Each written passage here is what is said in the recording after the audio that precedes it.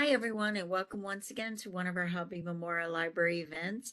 We have a special guest today, Professor Keeton Ehrig, and if you'll notice, he is in our CTC greenhouse, and he will go ahead and talk to us today about plant care.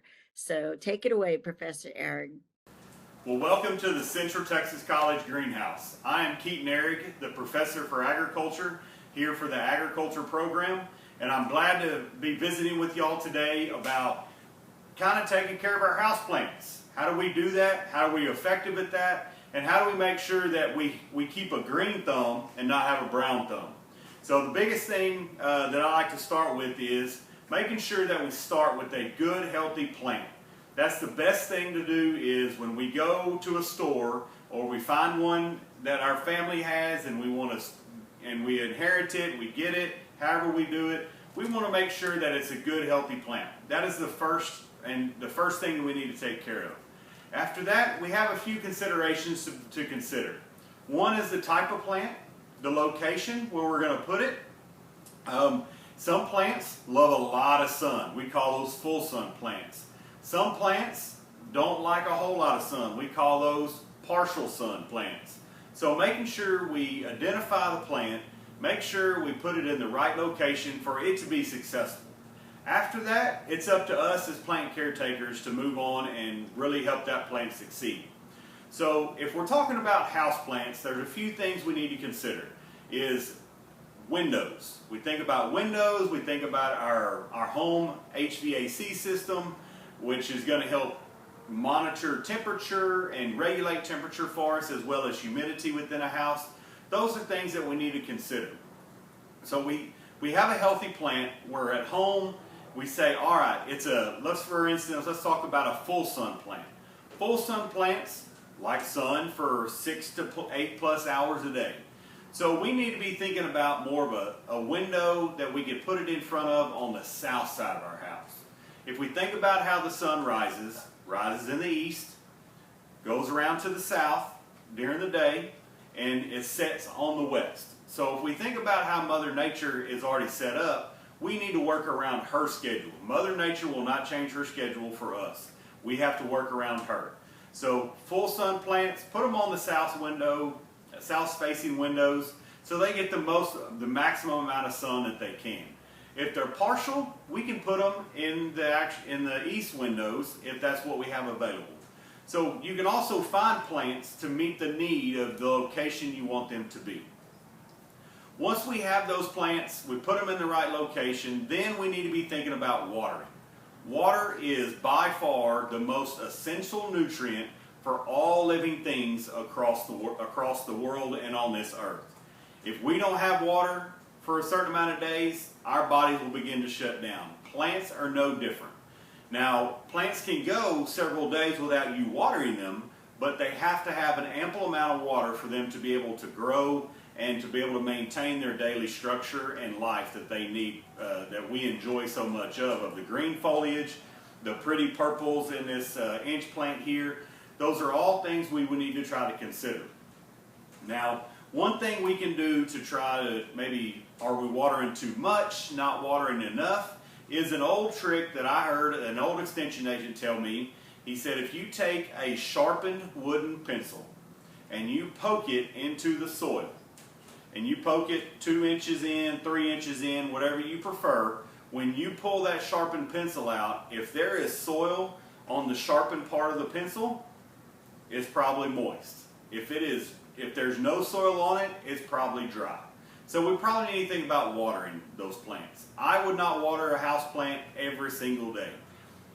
It's a great practice to take those plants, take them to your sink, just let the water run, let them run all the way through it, really soak that plant fully through, and then take it and put it back in its location for it to be able to kind of dry out.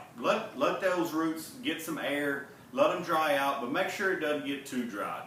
If we start to see those plants wilt, let's not delay and go ahead and put on some more water to it to be able to make sure that plant has ample water. Now, if the pot is too big for us to do that, my suggestion would be I always try to put a plate, or they make specialized containers to put underneath the pot So when we do water those plants, we see some water come out of the bottom. And that basically tells us, well, hey, we got enough water all the way to the bottom, we're good to hang out just a minute. So after we get our watering taken care of, then we need to think about how do we feed the plant. We eat 2, 3, 4, 5 times a day, depending on your daily life and what your goals of your day are. So we need to feed the plant the same. One thing, the 3 things that a plant really needs a lot of is nitrogen, phosphorus, and potassium. Those are the 3 what we call macronutrients that really need to go into our plants for us to be able to keep them alive and maintaining and help them grow if that's our goal or if they can grow. So once we start thinking about our nitrogen, phosphorus, potassium, or NPK, we need to think about how do we find that? Well, if you go to any large garden store, nursery, any place that sells gardening supplies, they are going to have a product there that is available to you that could be labeled for houseplants, but you need to look at the levels of that nitrogen, phosphorus, and potassium. There will be, usually they are signified as 3 numbers. It could be 13-13-13, or it could be 12-12-12. It can come in different ranges. You could have a 21-5-0. Lots of different options out there as far as blends that are out there for fertilizers. Some are specifically formulated just for a house plant. Some are formulated for our lawns to grow big lush grass in the spring or in the fall. So try to do some research and try to find out what fertilizer you need for your plants. A good general rule of thumb, if you find something that is a 13-13-13, which is a very basic blend, that's a good product. A lot of our fertilizers that we actually apply to our house plants will typically be what we consider a liquid nitrogen, or liquid fertilizer, excuse me. So we will actually take products that may be granular, mix it up in water, and then that's how we water that plant. And we want to make sure when we water that plant with that fertilizer solution that it moves from the top of the soil profile all the way to the bottom to maximize our roots. Now we don't have to do that every week. We could do that at the most once a month, or we could even do quarterly or even once a year. It all depends on your goals for that plant and what it's doing in that area, in the area that you have it in. So those are big things that we need to consider. Now, the next thing we need to try to consider is the pot size. We have a plant, it's growing great, it's gotten rather large, it almost looks too big for that plant. We need to think about the root system. The roots will eventually take over the pot, and there will be so many roots in there that the plant is actually going to be restricted from its growth patterns due to the pot size. So one thing we can do is, if we have a pot or a plant and it's small enough, like this bromelid right here that I have in this pot, we can actually evaluate the roots every once in a while. We can pull it out of the pot and check on it. And then that's maybe when we need to think about getting a bigger pot, or we do some type of division or propagation method to maybe make more.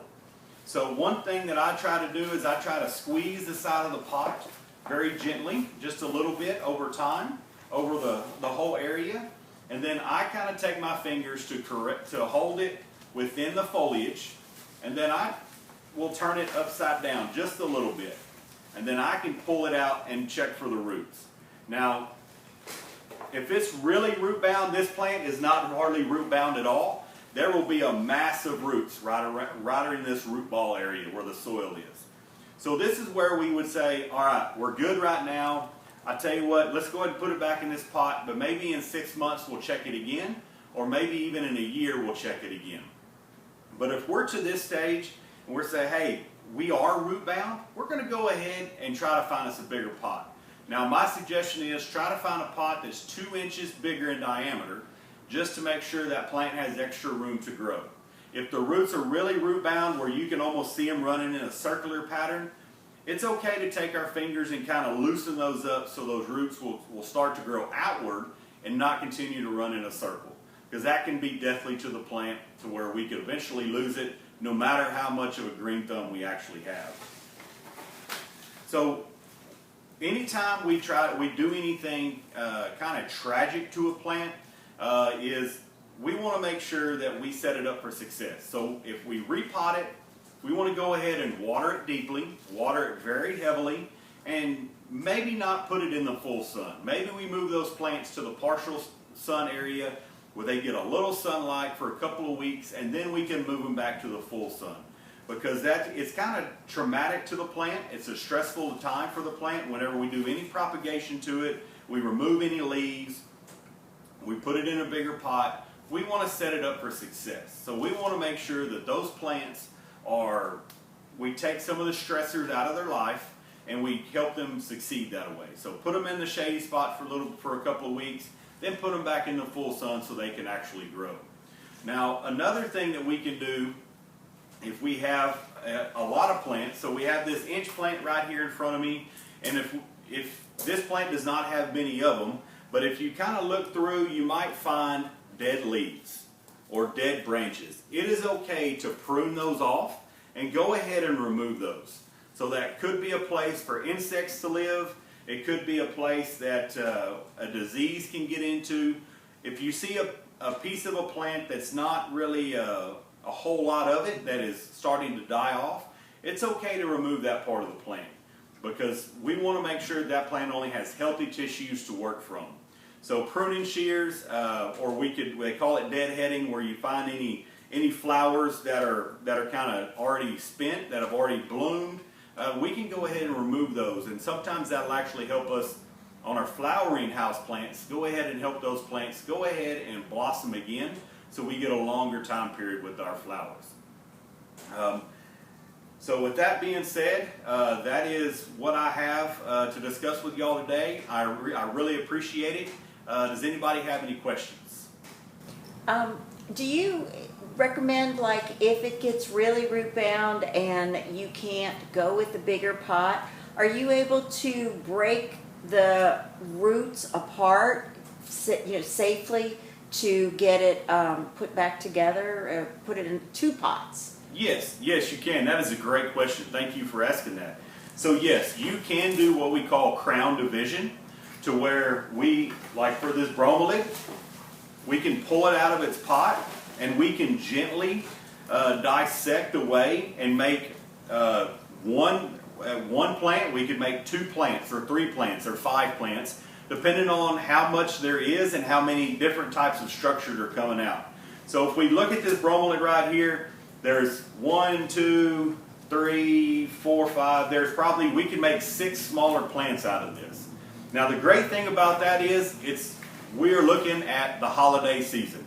We're always looking for a great gift to be able to pass on to our family members that is different and outside of it, right? We always want to show our cousins. When it comes to our grandparents, we want to show our cousins up. So we want to be able to do that. And that is something different that our loved ones, our family members would enjoy for years to come down the road.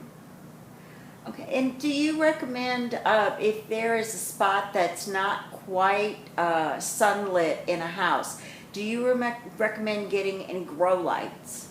Yes, another great question. So if we maybe live in a place where we don't have a lot of sunlight, there may be a south-facing window, but it maybe has a house or a wall that blocks a lot of that sunlight. One thing we can do is we can go to any garden center or any online store and we can find us a grow light. The fluorescent lights or incandescent lights that are typically in our houses are not enough lights for our plants. So we just can't leave the lights on in the kitchen to be able to help those plants survive. Because the wavelength of the light is not good enough for those plants to survive. So we can get us a grow light. You can find them. Some of them are fairly inexpensive. Sometimes it's just a bulb that you can change out in an area. So I would recommend finding a grow light, and I would also recommend getting a timer. Because if you put a light on a plant for 24 consistent hours, eventually that plant will get tired.